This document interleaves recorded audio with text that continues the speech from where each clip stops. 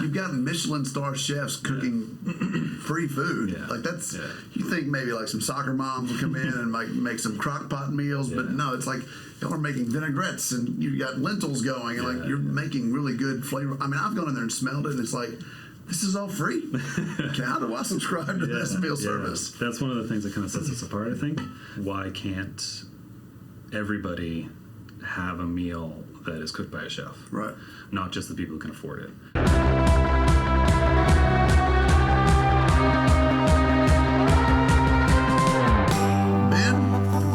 founder of Patchwork Nashville. Appreciate you taking time to sit here with me and tell me about your story and how you've started a nonprofit that's feeding 2,000 people a week. It's pretty awesome. From Michelin star to 501c3 status. That's a leap. It is. Is Elliot still doing all the farm stuff? Yeah. They're not connected with Smyth anymore. But really? Yeah. He grew some wild stuff. Yeah. Beautiful stuff. I think they're doing some more like individual market things. Okay. I think he's trying to secure some sponsorships, but no longer the sole seller to Smyth. Well, he made some awesome stuff. Okay. So you've got quite a resume. You've gone from a small town in Massachusetts to a 2 Michelin star restaurant to nonprofit work. That's right. That's a wild jump. Yeah. Most people that stay on the Michelin track, feel like that's kind of their life and their purpose. Now you're feeding people for free. Yeah. Which is the exact opposite of what Michelin is. I mean, it's expensive for sure. So how did you get from there to here? Let's talk about that. I mean, your upbringing in Massachusetts. What got you interested in food? I've known I wanted to be a chef since I was 5 years old. Wow. Yeah. My mom was a That's commitment. Yeah. I used to go home and watch Julie Chow, Jacques Pepin, all those PBS shows, and just have been in love with cooking since I was a kid. My mom was a homemaker, fantastic cook, cooked every night, so really learned from her. And I've always been on this one track. I literally never knew anything else. I went to culinary school in Vermont. Graduated from there, bounced around a few places, in and out of Boston, went down to North Carolina, and moved back up to Boston. Was kind of figuring out what I wanted to do. I was on this track of I wanted to be a manager, but I didn't have enough experience for people to say that I was ready to be a fine dining sous chef. So I was kind of pissed off about that. And then out of nowhere, I got this opportunity in Asia at this super high-end boutique resort called Aman Resorts. They operate in a lot of different countries in Southeast Asia. They have a few in the United States, actually. This is the Kingdom of Bhutan? In Bhutan, yeah. So how does a regular guy get the chance to go to a place where most people have never heard of? In the middle of the Himalayas? Yeah. A bit of luck, a bit of connection. So when I was in culinary school, it's kind of an interesting story. I was still working, and the way New England Culinary Institute worked was you have 6 months of schooling, 6 month internship, 6 months of school, and that's what attracted me to the school because it was super hands-on. We were serving people from day one, paying customers instead of being in a classroom. So that was super attractive to me. And trying to find out where to be an intern, I just saw through our forum at school there was an opportunity to intern at the Aman Resorts in Bhutan. I was like, I've always wanted to travel. I always thought about doing a semester overseas. Just like always wanted to. Me and my buddy were talking about doing it. I essentially forgot, never applied to it, kind of regretted it. Forgot about it for years. I graduated, moved around, did a bunch of things, and then out of nowhere, the dean, who was an instructor for me, he got promoted to the dean after I left, reached out. Because he and I kind of stayed in touch, and he's a bit of a mentor for me in school and out. So he reached out and he said, I know that you're interested in traveling. Is this something you want to do? So the executive chef at the time at Aman Resorts in Bhutan had worked with NECI graduates or interns before, knew that they were really good, and reached out and was like, hey, we're looking for somebody to replace this other chef. Do you know anybody? And that's how Curtis, is his name, reached out to me. And I was like, this is the second time it's come up in my life. I'm not really that sort of thinker, but I was like, this is a thing that I need to pursue. So yeah, I packed up everything and That's crazy. and moved to Asia. When I was doing my little research about it, it's Land of the Thunder Dragon. That's right, Is it named that because of the amount of cheese and chilies and spices they eat? I mean, what's a bit. But no, there's like a legend that since it's in the Himalayas, there's a lot of terrain difference. So there's a lot of cloud cover. There's a lot of fog, and they believe they're very superstitious. They believe in spirits. And dragon is a very auspicious sign to the Bhutanese people. And the thunder dragon, it has to do, I'm not going to bastardize their religion because they're all Buddhist. The entire country's Buddhist. So they believe that there's this creature called the thunder dragon that protects them, essentially, and lives up in the mountains. And the place looks mythical. Like it looks like something out of a Disney movie that's non-existent. Yeah. What were some of the biggest takeaways from your time there? I mean, 2.5 years there. Yeah. What were some big takeaways? Was there a huge language barrier, obviously? No, they teach English in schools. Really? So I literally landed and they're like, "Hello, Chef Ben," and I'm like, "What?" It's So crazy. not a culture shock. It is a culture shock because of everything is so different there. The clothing that they wear, their speech patterns, what they eat, how they carry themselves, and their living style is way different than Western culture. So in that sense, it was a shock, but at the same time, they are so giving and so nice and generous, and they're just incredible people that it wasn't a culture shock. And honestly, I feel like still to this day, I've been away for 13 years or something. I still feel like it's a second home. That's awesome. To me, and I could go back and be in love with it again. What did food, your knowledge base from there, like what did you learn while you were there? How did your cooking style change and adapt to? I know they make a lot of yak cheese. Yeah. Everything's like they turn all the milk into cheese there. It's pretty wild. It is super wild. So the food there is very primitive. They eat curries, which their curry is essentially a vegetable, chilies, maybe some garlic, maybe some onion, and broth or water, and they just cook it down. A lot of dishes they add cheese to. They actually import the cheese from India, so it's a meltable cheese. I mean, it sounds delicious, spicy cheese. It's super good. Yeah. It's super good. My first week there, though, it's like their national dish is literally chilies. So you're like eating a handful of chilies, and I didn't like spicy food at the time, so I was like, what am I doing here? Going to the bathroom a lot, I imagine. Yeah, holding on for dear life. But yeah, so their food is really primitive. They don't have a lot of influence from other cultures. There's a bit of Nepali influence and Indian influence. You'll see some spices here and there, but it's very plain and very simple. Their food, what they say is food is rice. So when they say, do you want to have lunch, do you want to eat food, they mean rice. Everything else is an accompaniment to that. So you'll see Bhutanese people, they literally have like a mound of rice, probably 4 cups of rice for breakfast, lunch, and dinner. And they have a specific rice called red rice, which is incredibly nutritious. It's gorgeous. It's like got this pink hue when you cook it. Unbelievable. So didn't influence my cooking particularly that much, but it allowed me to kind of develop my own style because I was hired on as a lodge chef. Okay. So cooking for specific groups of people that stayed there? Yeah. Gotcha. Yeah. So we had 5 different lodges in the country, 5 different or 3 or 4 different chefs. We bounced around depending on where the lodge was. But yeah, we were kind of like left to our own devices to develop a different style. I was in a place that was subtropical because the climate varies. So you're literally in the Himalayas. So right. You go to one city and it's like elevation's crazy high, and then where I was in Punakha, is subtropical climate. So I had to do a lot of lighter cooking. But you meet a lot of really interesting people, a lot of super rich, a lot of people who have saved up their entire lives just to have this one crazy adventure because it's very expensive to go there. That's why a lot of people don't know about it. When I was there, the visa was $200 a day. Wow. So what did you do on your days off? I only had 1 day off a week, but I did did like kayaking. The guests were pretty amazing. So when we had guests stay there, they're in the middle of nowhere, and they're like, "Wait, you're a guy from?" I met people from Boston. They're like, "What are you talking? What are you doing here?" So they want to talk to me more, and I would like get to go out with guests, and kind of we did a bunch of whitewater rafting there. That's awesome. But mostly relaxing. We had this huge river that I could just like chill by. My apartment was across the street. Sounds peaceful. It was super peaceful. That was one thing that I took away was like inner peace. Yeah. The people there are incredible. They live in such modest means, and they're super happy. Yeah, I mean, it looks like a place where you could just be still Yeah. and just kind of the pace of life is nothing like 100%. Nashville for sure. I get a leave every year to travel back to the States, and I'd come back here and I'd be like, why is everything moving Sort of so get anxious. fast? Yeah. Is that a bus? Yeah. Driving in a car, I'm like, no, I don't like this. So yeah. So what? 2.5 years go by.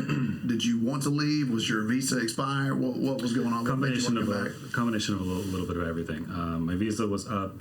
Actually, no, the visa wasn't up. My contract for Amman was coming to a close, and I had this combination of wanting to move up. The opportunity wasn't there in Bhutan. It did get, to be honest, pretty lonely. I bet. Because you do make friends there, but their culture is so different, so drastically different, and getting to see your family only once a year is kind of challenging. So at the same time, I got this opportunity for a chef that I had worked for previously in Boston, reached out to me and said that he was opening up a boutique inn in Massachusetts. And it seemed like the perfect stepping stone for me to kind of like move up to the next level, have some menu influence, kind of practice some better skills, managing skills, and just kind of move forward with my career. So you were at the inn at Hastings, and then you left there to open Smyth in Chicago? That's right. Yep. How did that... Did you know John and Karen? Did you... Yeah. I mean, that's an iconic restaurant at this point. I was at the inn, and I remember it was New Year's, and I had a friend who... His name was Jitty, and he's one of those guys who just like knows everybody. He's worked with everybody. He's a connector. Yeah. And he was living in Boston, and told me that John and Karen were looking for stages for their Riverstead thing, because they had Townhouse in Virginia for a few years, closed Townhouse, and they weren't really doing anything except these Riverstead dinners. It was a lodging, not attached directly, but people who traveled to Townhouse could stay at that inn and get a dinner. It was like a package deal. So they would do these monthly dinners at Riverstead, and they were just looking for people to come and help. And I was like, I've followed John and Karen for a long time. Their blog was back when food blogs were a huge thing. Right. Everybody had one, Lauren Gras and all those guys. So I was super into his food and her food, and jumped at the opportunity. I had to convince my boss to let me go for New Year's Eve. It's kind of a busy service. Yeah. I was like, I had covered all the other holidays for him, so I had like some clout there, and I was like, listen, I've done everything for you. You need to let me go do this. I kind of told him it was like a friend's wedding, because I didn't want him to think that I was trying to get another job. Yeah. So he let me go, and I did this crazy thing. I left the inn at 7 p.m., drove all overnight, got to Virginia at like 7 a.m., passed out for like 10 minutes in my car, and then went to work all day with John in his Townhouse kitchen to do the Riverstead dinner for 2 nights. And then I did the same thing on the way back. Wow. My ambition and commitment was pretty good back then. I would say it still is based on what you're doing now. Thanks. But yeah, he and I got along really well, and he kind of dropped the information that he was looking to open a restaurant. He didn't know where. He was like, it might be in England, it might be in California, it might be in Chicago. I don't know. I was like, wherever you're going, I'm gonna follow you. You have to let me know. Saw him on Instagram one day. He posted Charlie Trotter's plaque. Didn't say anything else. Yep. He just posted Charlie Trotter's plaque, and they used to work for Charlie Trotter. And I was like, okay, restaurant's gonna be in Chicago. Immediately started making plans to move to Chicago. There was no announcement or anything. Reached out to John and I said, hey, I'm moving to Chicago. Do you know of anything? And then he messaged me back, and he's like, I'm actually opening there. I was like, yes, score. Didn't open for a while. I kind of bounced around a few places in Chicago waiting for Smyth to open, but yeah, secured a spot on the opening team. And so you were chef de partie there, and then you got to head chef within a year? Is that correct? Yeah. It's a big jump in a year. Yeah. And their food is very, very creative. It's one of the best dining experiences of my life. I went in 2015, and I think we ate at a few Michelin and Beard restaurants that weekend. It was like a $3,000 food weekend. It was terrible. We literally woke up, walked, ate, walked back to the hotel, took a nap, woke up, walked, ate. So it was like Royster, Al Cheval, 16. It was all of them. That damn egg dish that dessert that Karen came up with, I'll never forget it as long as I live. It was possibly the single best bite. It hit every area on my tongue. The crumble, the blackberries, oh god, so good. It was such a good dish. This is insane. Yeah, that was a wild dinner, and it was so good. So you went from there to, is it 3 blacksmiths? 3 blacksmiths. Yeah. Yeah, that's so okay. This is, what town was this in? Sperryville? Sperryville. The census has this place at 324 people that live there. It's crazy. It's the smallest town I've ever been to. Like, we drove, it's literally a quarter-mile stretch, and like that's the downtown. You're just like, how is a restaurant like that functioning in a town of 324 people? We found it. I moved down. My girlfriend at the time had an opportunity at the Inn of Little Washington. I didn't really want to work there. The food wasn't my thing, so I just moved down without a plan. And I was super burnt out at Smyth. That's kind of how it led me. We can talk about it later, but this kind of led me to this opportunity now. But we were just driving through these random towns, and we came upon Sperryville, and like everything was super quaint and small, and like nothing's going on. And then you see like this gorgeous building to the left, and you're like, wait, what's going on? So we parked, walk out, and we kind of look in. They're closed that day, and it's like this crazy beautiful space. That's gorgeous. Super oak, like. They did it all themselves too. I saw that. Yeah. I saw a picture of the post office on Wikipedia. It's like a stamp. Yeah. It's this big. Yeah, it's crazy. So I was like, "What is this? This is crazy." I looked at their menu and I was like, "Okay, it's decent." Yeah. But I knew that if I had an opportunity there, I could kind of do some things because it's a small town, a lot of farms. It would be a really cool opportunity. I walked in, just went there out of nowhere one day, handed him my resume, and he's like, "You're a little overqualified for what I need, but I don't have anything at the moment, but I just wanted to meet him and make a connection, just if you know of anything." Yep. Because I didn't know what I was going to do. That same day, a few hours later, John, the owner, calls me. He's like, "Hey, one of my guys just put in his 2-week notice." Or he got your resume and fired that guy and gave you a call. I don't know what it was. But either way, again, this fortuitous thing happened, and yeah, got that job. Technically hired on as like a cook, but pretty quickly John realized my potential and promoted me to the head chef there. It's an amazing looking place. Yeah. The food looks great. The serving vessels they were using looked, I mean, it looked. Yeah. So I'm looking at this restaurant, and then I'm looking at Wikipedia. I'm like, this doesn't make any sense to me. This is like could have been a beer or a Michelin level place in a town of 324 people. Yeah, those things don't happen. Yeah, we're on track. We were on track when I was there, which was kind of interesting. But the way that it worked was John and Diane, who owned the building outright, they worked every service. So they were there every day. John did all the wines. He's a very talented wine person. He's not a somm, but he knows a lot about wine. And Diane did a lot of the front of the house things. And then they had 3 of us executing all the food. We did 20 people a night. Wow. So they ran the numbers perfectly so that everybody was paid and the business operated, and we kind of just break word of even mouth. point. Yeah.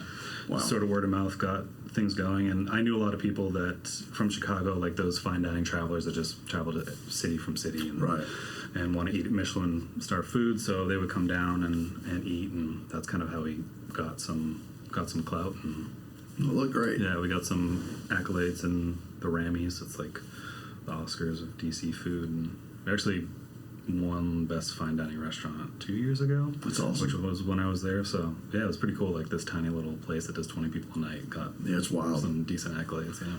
So were you looking for something next after that, and then you found Audrey and Sean, and how did that relationship happen? It was a bit of a personal thing. My girlfriend at the time and I parted ways, and I didn't want to stay in nowhere, Virginia. I was kind of over that situation, and one morning, just in a dream state, I was like, "Oh, Jason White, Sean Brock." I knew that they were doing something here. Jason White I knew from Noma, and we had met when I was at Smyth. He was the fermentation guy? He was the fermentation guy. He did move yeah. here to do that, and then I think he went back? Yeah. He's at Noma again. But he helped build this lab, and I was like, I know they're doing this crazy cool thing. Have you been to see it? I've just seen pictures that Elliot's and Sean's posted. Yeah. I worked at Husk in 2014, so I know Sam and all those guys. Yeah. They're such a great, talented, humble team. It's really phenomenal. Mm-hmm. And Sean and I had met when he was at Smyth, and he posted this really beautiful, effusive Instagram post about his dining experience, just like you. He loved it, and took some recipes from me and stuff, and brought them down, and then I reached out to him, and yeah, they hired me kind of on the spot, and COVID. Yeah, I kind of messed up some plans. A little bit. Yeah, we moved down here. We started making plans for Audrey, and then it got really bad. We were all working at Joyland for a while. Yep. I mean, Sean was incredible in keeping us employed. He pivoted as about as hard as you can. Yeah. So still super thankful for the opportunity to still be paid. But yeah, it was tough times for a while. Whose idea was it to start utilizing the kitchen to feed just the community that needed help? We were talking about it for a while. It was one of the pillars of starting Audrey was how can we, because you're building this massive cathedral to food. For sure, right across the street, Redheaded Stranger. Exactly. In the middle of a still not... It's not developed. New neighborhood, but Yeah. it's coming up. Lower income neighborhood, you're building this huge cathedral. And one of the things to me was like, how are we going to bridge this gap of Right. like, you may not be able to afford to eat here when we open. It's just the Yeah, I mean, it's state expensive. of the world. Yeah. So it was kind of a collaborative thing, but Sean was able to secure a grant partnership with Rethink, Okay. nonprofit out of New York. Matt Wozniak, who was a chef at EMP, started this nonprofit that was like rethinking food. So food waste from restaurants, repurposing that to make sure that we cut down on food waste. All restaurants in New York. Hume posts about that. Yeah. So he's on their board, and he's a huge founder, one of the founders of it.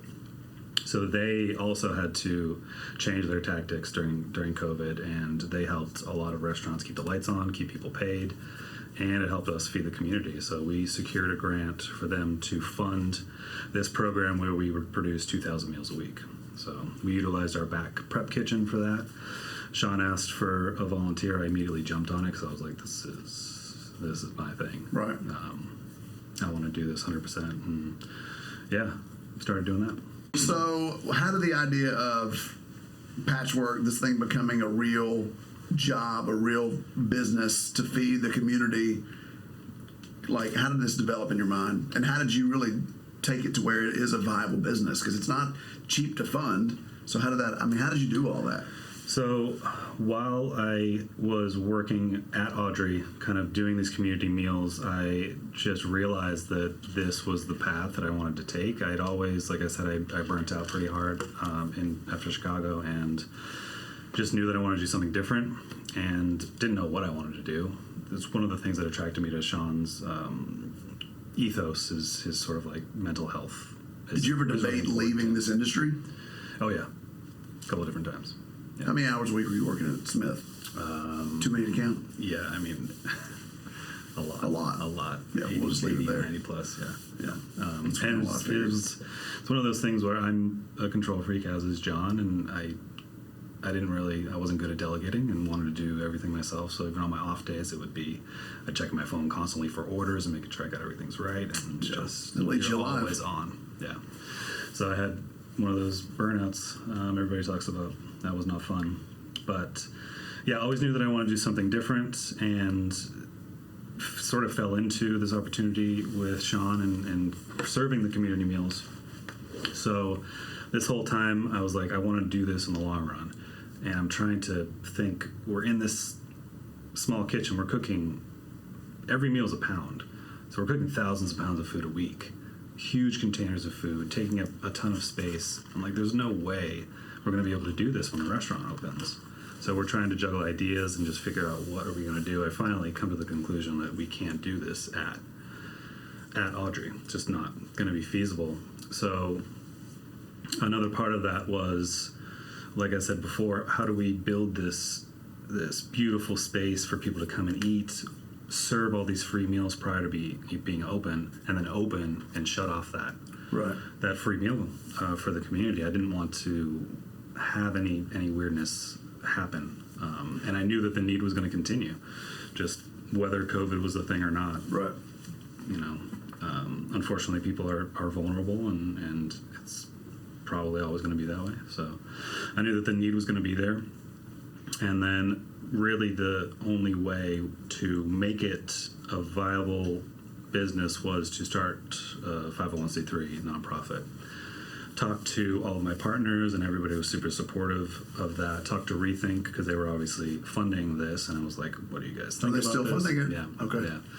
So that's one of the reasons we're able to operate as we do, is they've been incredibly generous this whole time, and they call us their like star child. They're like, this is amazing, and exactly what we were thinking when we started this. They call it their Rethink Certified program. They certify a business to produce meals. Well, you also look at the caliber of people that are doing these meals. Yeah. You've got Michelin star chefs cooking free food. Yeah. Like that's, Yeah. you think maybe like some soccer moms will come in and like make some crock pot meals, but Yeah. no, it's like y'all are making vinaigrettes and you got lentils going, and like you're making really good flavor. I mean, I've gone in there and smelled it, and it's like, this is all free. How do I subscribe to this meal service? That's one of the things that kind of sets us apart, I think. I don't ever talk down to any other nonprofit that's doing food in this nonprofit space, because everybody is essential. But why can't everybody have a meal that is cooked by a chef? Right. Not just the people who can afford it. And that was a big thing for me. So, like I said, I was talking to all the partners to try and figure out how to actually do a nonprofit, 'cause I have no idea. Sure. And got connected with lawyers at a local firm called Bassbury Sims, and they've been incredible. They're Patchwork's representation, and yeah, just went through the whole process. It was a tough thing to go through during the pandemic, because the IRS was super backed up, and it took us almost a full year to get the status. Wow. It should have only taken a couple months. How did you find Riverside? I mean, the kitchen that you're working out of, which is a huge blessing, I'm sure. It's massive. It's a great commissary. Another fortuitous thing. My girlfriend and I were driving by one day, saw their sign. It said community kitchen or culinary kitchen on the bottom of it, and it just, my hairs raised, my little spidey senses went off, and I was like, okay, I have to look into this, because I was trying to find a space. I went to Citizens Kitchen, and I'm like, Yeah, it's not going to work. no space is going to let us do thousands of pounds of food. We need Get half a single door refrigerator. yeah, it's crazy. So, talked to Sean one day, because we had a weekly meeting. After I pitched him the idea of Patchwork, he was super down for it. I'm like, this means I'm not gonna be your chef anymore, or one of your chefs. And he's like, I totally get it. I've been waiting for somebody to kind of do this thing. Right. And like I said, it's a pillar of his company's ethos. So he was super down for it. And then mentioned Riverside. He's like, oh, I'm doing an event there, February 2020. What are the odds? Yeah, and he's like, oh, I know them. I'll connect you. So got connected with Brianna and Deb at Bodecker and secured that partnership. And that's awesome. Now we work out of there full time. They let me kind of run the space. They say it's my kitchen. They give us a grant to rent out of that space, Wow. so it's technically rent free. We wouldn't be able to do what we do without that. So, Where are you sourcing all the food to get? Is it being donated as well from different distributors and local farmers, or how are you getting all that? We mostly order like a restaurant. Okay. So we have a food budget, obviously, and we are able to order from purveyors. We try to do as quality food as we can. We order from Halperns and Performance Food Group and Creations, and they do work with us on some pricing, but we obviously, it's a local economy. We want to make sure that people are paid, so we don't ask for a ton of donations, but we do have a partnership that does provide us with some donations called One Generation Away. They go with a big box truck to all the local stores, even Publix and Kroger and Turnip Truck and all that, and collect food that is either expiring or not going to sell. And we're able to grab it from them and kind of supplement some of the stuff that we need to buy. So how do people that are in need of these meals, how do they find out about it? How can they get hooked up on it? Is there delivery places that you go? I mean, how does that work? So we have over 23 organizations that we work with right now, closing in on 25. And there's no like application process or anything. I just sort of work with the different organizations to see their need and how we can tailor it to them. We don't directly distribute the meals ourselves. Got it. Our thing is that we do the work of cooking the food, and then our partners pick up the food, or I deliver to them, and then they distribute to their guests how they see fit. Okay. So we still distribute meals outside of Audrey, Thursday through Sunday. They have a little tent that they set up, and meals are distributed out of that parking lot 4 days a week, Thursday through Sunday, 2 to 4 p.m. And then the other organizations, it depends on who it is. They have in-house people that they'll serve, or sometimes we have people who will come pick up the meals and distribute them to unhoused communities, people who are experiencing homelessness. So it just kind of depends on the organization. But so what's the plan for the future? Any scaling plans? Can you take this to other communities, perhaps? Yeah, so nationwide. We're in the process of a bit of an expansion, trying to figure out how we do that, because obviously, like you said, we have fine dining chefs, and we want to make sure that we keep the quality there. I want to make sure that we're feeding people appropriately, because we have to make sure that the food is nutritious, delicious, and obviously scalable. Right. We have an opportunity with a local school that is looking to start a meal program, and they are very similar in their thought process, where they supplement about 44% of the student body is on financial aid. Like free and reduced lunch. Yeah. Well, actually, free and reduced tuition. They don't have a meal program currently because they're new to their building, so they're looking to start a meal program. So this pie in the sky idea for me is to kind of have a satellite kitchen at the school, also produce community meals in addition to the school lunches for the kids. So there's that, and then we're trying to see how much I can do out of the Riverside kitchen with just 4 people and the amount of space that we have, because it's not just our kitchen, so we have to be cautious of that as well, that we're not taking up all the space, because we could easily expand and take up all that space pretty quickly. So have you contacted Rethink about maybe moving this to Cincinnati, St. Louis? I mean, other big cities like that. Do you think? I mean, there's got to be a need for sure. Yeah, so there's a huge need everywhere, unfortunately. And I've thought about kind of connecting this into the places that I've worked, like Chicago and Lowell, and because I know that Chicago has unfortunately a huge vulnerable community as well as Lowell. I'm actually meeting with one of my partners from Rethink this week, so hopefully I'll be able to talk to her about kind of the future. Their priorities are different than ours, and they want to make sure that they are funding us, but they want to try and start this local economy where businesses are funding Patchwork, so that they can kind of pull back, because they have different priorities that they'd like to fund.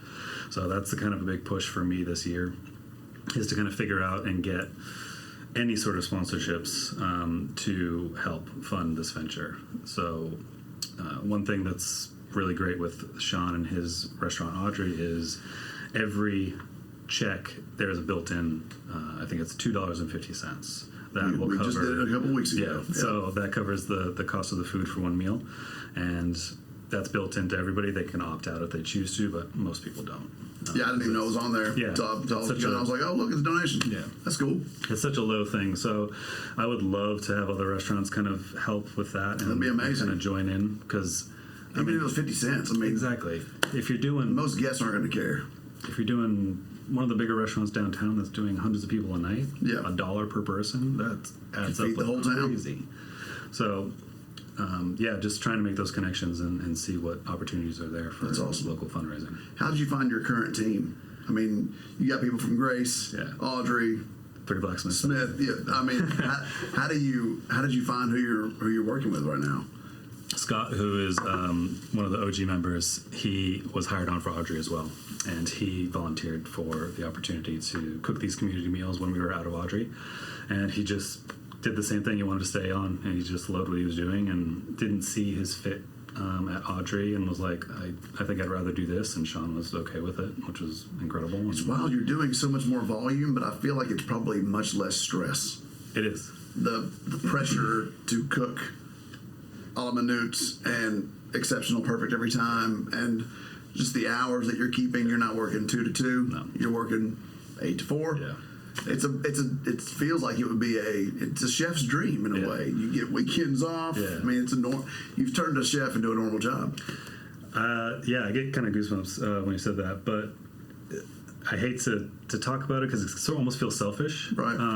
Even though we're doing this thing. I would not use that word to describe you at this point. But at the same time, it was like I knew going into this that I was going to have a regular life, but I want to start a family. I'm getting married in February. Like I knew that I wanted to not be the always there chef. Right. I knew if I'm going to be a fine dining chef, no matter what, I'm always going to be there. I'm always going to be on. For sure. I have to be. Yep. It's just the way I am, the way a lot of people are, and the way a lot of us are.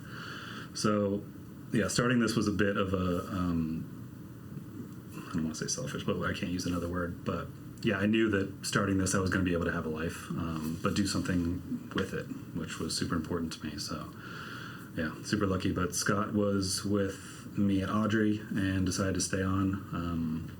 DJ stayed on at Three Blacksmiths after I left, and I needed somebody and just contacted him. He was like, yeah, sure, I'll move to Nashville. So Easy peasy. yeah, easy peasy. Well, you've selfishly created something that is greatly needed for the community and the people that are being assisted by what you're doing. It's huge. I mean, it's huge. Yeah. What are some of the best pieces of advice that you've been given throughout your career that you think have really helped you land where you are right now and help you push through the times where you were getting burnt out? Because that's a very real thing. I felt that for sure. I mean, owning a small fine dining restaurant for 2 years, and then COVID happens. I mean, I was working 90 to 100 hours a week. I saw my kids 5 minutes a day. It's rough. If I didn't have people trying to ground me and just say, just keep going. It's not. There's a light at the end of the tunnel. All those things, they sound cheesy, but it kind of helps you push through. Yeah. To be honest, I never really had a lot of that. I kind of had to find my own way through. I got advice in cooking. Most of the way I grew and learned was just by observing. I'm not one to ask a ton of questions. I'll just observe and then do it. Because I've always kind of pictured myself as a leader and just want to always portray that. So to my detriment, I would just kind of push through and always, I'm fine. I just got to keep going. But yeah, I had to go into therapy. Yeah, burnout will do that to you. Yeah. So completely mentally broke down and had to go into therapy and try and find my own way through. So luckily, I've been incredibly lucky in my career, and I used to think that you make your own luck, but now I think it's a bit of both. Yeah. The connections that you make, the people that you make an impression upon, can have a huge influence in your life, and I wouldn't be here without making a lot of those connections. So I'm super grateful for that, to be where I am now. I heard something about luck the other day that was, if you say that you're lucky, you're discounting all the work that you put in. And there may be a certain percentage of luck in the world, but the way you've impacted other people, the connections that you've made, the work ethic and the ambition that you show, the drive. I mean, for God's sake, you moved to the Himalayas. It's to a place nobody's ever heard of. I mean, that's powerful. And so those things, it creates this bridge to get you where you are now. So it's all, I wouldn't say it's all luck. Yeah. There's a bit of perseverance in there. For sure. I'm learning a lot now about privilege as well, which I don't think we can kind of ignore now being who we are. Because a lot of people don't have the access to the opportunity that we have had. For sure. And we definitely don't all start at the same place. Yeah. It's been super eye-opening to me to kind of open up an avenue of people that know nothing about food. I met a lady the other day that was like, "What's meatloaf?" I'm like, "Wow." You know what I mean? So it's, you meet so many people in this space that are outside of your bubble. You think being a chef, you meet so many people, but it's really kind of insulated. Right. The fact that everybody kind of knows a little bit about food. Maybe they grew up with it. Maybe they love fine dining. Maybe they love cooking, whatever it is. But once you break out of that, you meet a lot of people who know nothing about food or nutrition, and you just have to take away all your judgments of people and just realize, like, oh, they grew up completely different from me. They did not have the access they did not have the privilege that I did. So nutrition's a big one. Mm-hmm. It's just such an important topic that people know so little about, and it sets the tone for your entire life. Yeah. I mean, how you eat affects. It's like 90% of the leading causes of death start with the gut, with what you consume. It's terrible. The shape of the food of this country is in shambles. It's crazy. So we're trying to do our little part in Nashville. I would say you're doing a great job. I mean, 2,000 meals a week. Yeah, we're averaging like 2,200 now this year. That's amazing. And we're you and two guys. So. right now. Yeah, right now. Yeah. That's awesome. It's a lot. That's awesome. Well, man, I appreciate what you're doing. I know the community is super thankful for you. You know, a lot of people say COVID was terrible, but in some ways, COVID was a huge blessing because this wouldn't have happened without COVID. Yeah, that's right. It kind of opens a lot of people's eyes, especially mine, to For sure. what the possibilities were and what you can do with your skills. Is there a website people can go to if they're interested? Yeah, patchworknashville.com. Cool. Use the website. We have our Instagram at Patchwork Nashville. And yeah, Awesome. check it out, donate.